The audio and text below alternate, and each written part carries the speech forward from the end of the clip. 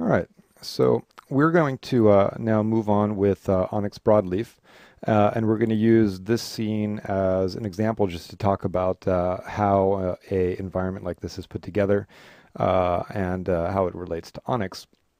But what I have is a scene that's got a whole bunch of Onyx trees, and so pretty much the trees that I showed you. And so the exact same thing as far as just making, a different MIA material for each leaf and picking different types of leaf textures to assign to them. And so what I've got in here is I have a bunch of trees that are instanced onto particles that are being emitted from my terrain geometry. And so that's about 110 million polygons worth. And then I've got these bushes that are also from Onyx. I exported a whole bunch of different Onyx bushes, and that's about 26 million polys. And then I have these grasses and shrubs, and these are not from PaintFX. These are actually, or not from Onyx. These are PaintFX. Um, but as far as all the trees and the shrubs, those are. And I have two versions of this scene. So I have this one and then one where it kind of got grown over a little bit. And let's just, before we talk any more about the scene, take a look at a couple renders. So I'm going to go into Photoshop. And so this is the highway scene on a somewhat sunny day, rendered with physical sun and physical sky. And so just one directional light. And it's rendered in passes so that I've got my color or beauty pass. I've got some fog passes, depth of field, sky that I comped in After Effects, and some other post processes. And so this is a 4K render, and so we can zoom in to 100%. And so we can see the nice shading that we're getting from Final Gather in the shadows, because this whole area is only illuminated by the sky, not getting any sunlight. And we can see the transition that we're getting. In post, I did add some chromatic aberration, so that's what's going on the edges there. So when you look at it, it looks a little funny, but when you see the image from a distance, I kind of dig the effect, but that's personal preference. And I'm just going to zoom around a little bit. And so that's this version of it. And so we will look at sort of the construction of the scene from the beginning to the end. Not me actually building it, but just sort of deconstructing the different saves I did as I sort of put the scene together. And then the other version of the scene that I have is this one. And so after making the clean one yesterday, I thought it'd be cool to spend a day and weather it a little bit. And so now I've got a version which is exactly the same trees and bushes and everything. I just used Ivy Gen, which is a standalone tool that I talk about in the second DVD. Um, so all the ivy that's on the ground is generated from Ivy Gen, but exact same trees and bushes. Added a little street post and just made it a little bit cloudier and hazier, and I have a layer textured on the ground now. So I still have the same geometry. Everything is the same. I just added a little bit more stuff. And then my shader for the highway, I just made a layered shader. So this is still underneath. I just layered on top of it some dirt and stuff. And then I actually did take the base texture underneath here and just use the clone tool and painted out some of the stripes so it looked like they'd been weathered away a little bit. And so this one also, if we zoom in and take a look at it at 100%, looks kind of neat. So a lot of detail in here, of course. I've got depth of field. As you can see, things further away are getting a little bit out of focus. And again, I do have chromatic aberration.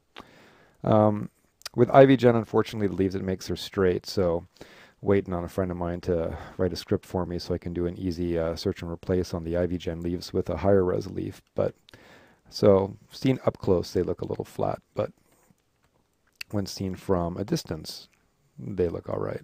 And nobody would ever see this image any bigger than this probably. So I rendered it at 4K just because it's fun to be able to zoom in on things. So if we just make it a little bit bigger, just so we can zoom around. I'm at 200% right now, which is why it's a little pixelated, but still a lot of stuff.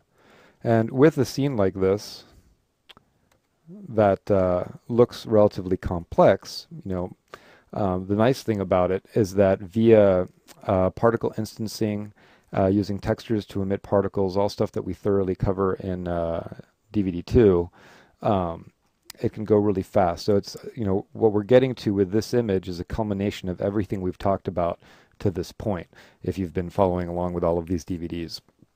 So where DVD1, we focused on PaintFX plants, and that's actually where we talked about IvyGen, and DVD2, we went into grasses and the instancer, and DVD3, PaintFX trees. So that doesn't really apply so much here. And then, but some of the compositing techniques that I talk about in that DVD are definitely going on in here. And then now introducing Onyx so that we can get some really nice looking trees.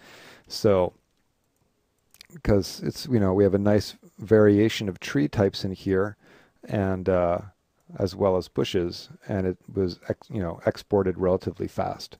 So the total creation time for these scenes, I'm now at the point where, it usually takes me a couple days to make a scene like this, by just repurposing textures and shaders and my plant library and tree library. So with all of that said, let's just take a look at, the process of putting this scene together, and of course how it relates to Onyx. So for that, we're going to jump over to Maya. So let me just go over there. And so this is the scene that has the clean highway. And then let me also open, just so you can see the difference, the scene, which I believe is that one. Yeah. Where I decided to dirty things up a little bit, or have nature take over the highway. So in here we can see that obviously I have my trees and my bushes set to bounding box mode. That just speeds up your display if you need to tumble. So I can still go to, let's say, my bushes and change those to geometry, and then go to my instancer node for the trees and do the same thing. So I can display it. I just, of course, would not be able to tumble. I mean, I could, but it's really slow because we're now displaying 160 million polys. So the scene, the difference between this scene and the previous one is about, I guess, around 8 million polygons, which is really all the ivy that I brought in here. And it's probably, I'd say, a couple million, or maybe a million polys worth of ivy, but then I instance copy it along the highway so that it doesn't get too heavy. So, and then, made a little street sign, and had used IvyGen to grow some ivy up the sign. Also added a little bit of ivy on this tree right here, which is kind of hard to see, but it's there. And I also added some more onyx trees into this scene, some eucalyptus trees in the background. So just some there, and just wanted to fill the upper right corner with something. So I just imported these eucalyptus trees that I made before, meaning that I'd exported them from Onyx and already given them shaders and textures in the scene that you saw where we did the animation with the lattice. So I just imported those right in here and placed them, didn't have to do anything. They already had shaders and textures. So that's what I mean about it going faster and faster to build this kind of stuff. And then here I can see the ivy that I used with IvyGen, or created, that's hanging off this tree branch right there. And then I didn't change any of the shaders on any of the trees except for this tree right here. I swapped the leaf texture with the avocado tree leaf textures that I already showed you. So that's what the two scenes look like from a wireframe perspective. If I go in here and I want to, let's say, turn some of this stuff off and switch to another camera so that we can see what this scene actually looks like. And so, eucalyptus trees. So you can see that I created a relatively simple terrain geometry that I sculpted in Maya using the Sculpt Geometry tool. I created a curve and did a loft. And so the geometry that I have in here for the road is a lofted surface So this is actually NURBS. So just draw a curve and actually I didn't do a loft, I did an extrude along the curve. Simple modeling. And I also have a copy of the, or not a copy, actually this is different. This is another one that I sculpted from scratch, but you can tell by how sloppy it is that I took maybe 2 minutes to sculpt it, just to have something behind the camera, just from a shading perspective. Because if behind the camera you have literally nothing like this, then all of the trees and stuff that are in the foreground that are near the camera will basically have this big open sky behind the camera, and that's going to affect your shading because they're going to be reflecting that. And so by throwing something simple behind the camera, it just is going to give more accurate shading for near ground objects. So it's actually pretty important. So this is something that I see with students a lot, is that they are working off a concept and they're modeling what's in the concept, but they're not thinking at all about what's outside of frame of the camera. But that, of course, has a big effect on the overall lighting and shading of your scene. So the scene in the end, without any of the trees, is very simple. It's 1, 2, 3 pieces of geometry. So really, really straightforward. And then these are emitting particles, and then the particles are what create all this stuff. So, you know, the eucalyptus are not particle based. Those I placed by hand, and the ivy is placed with IvyGen. So all this ivy in here. So I just exported my highway to IvyGen and just grew ivy on it. So, which was fun to do. And then my grasses that are emitting along the edge of the road. So you can see now tumbling's getting a little slower. Like I mentioned, these are paint effects based using a texture. So I'm actually using a ramp to get these particles and this geometry to emit on the edges of the road. And then let's sort of zoom back for a sec. All right, so we've got the grasses and then the bushes. All of these bushes are emitting off of this geometry, also using a texture. And so I don't have them go too up the hill line because they'd all get blocked by the trees and you wouldn't see them. So just wherever I thought we might be seeing the ground off the road. And then finally the trees. And then once that pops in, we can see the layout of the trees. So it's not super dense as far as the growth of the trees. So there's, you know, there are definitely gaps, but based on the angle of the camera, it works out just fine. And so, you know, it is obviously a relatively, you know, or I would say, you know, fully 3D scene from the perspective that I can fly my camera around, you know, anywhere from here to about here, as long as I don't look to the right.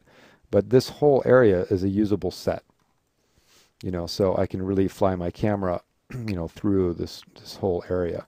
And so it's pretty neat to be able to create these so quick. So obviously I took a little bit of time to have the, you know, geometry of the road sort of intersect with the geometry of the terrain, knowing that I would have grass and plants along that edge, so you wouldn't necessarily see this intersection point. It's all covered up and hidden by my plant and grass and bush geometry. So that's basically how this is put together from a scene setup perspective, but let's go and look through some of the different saves, starting from early to the last one, so we can talk about some important notes with it.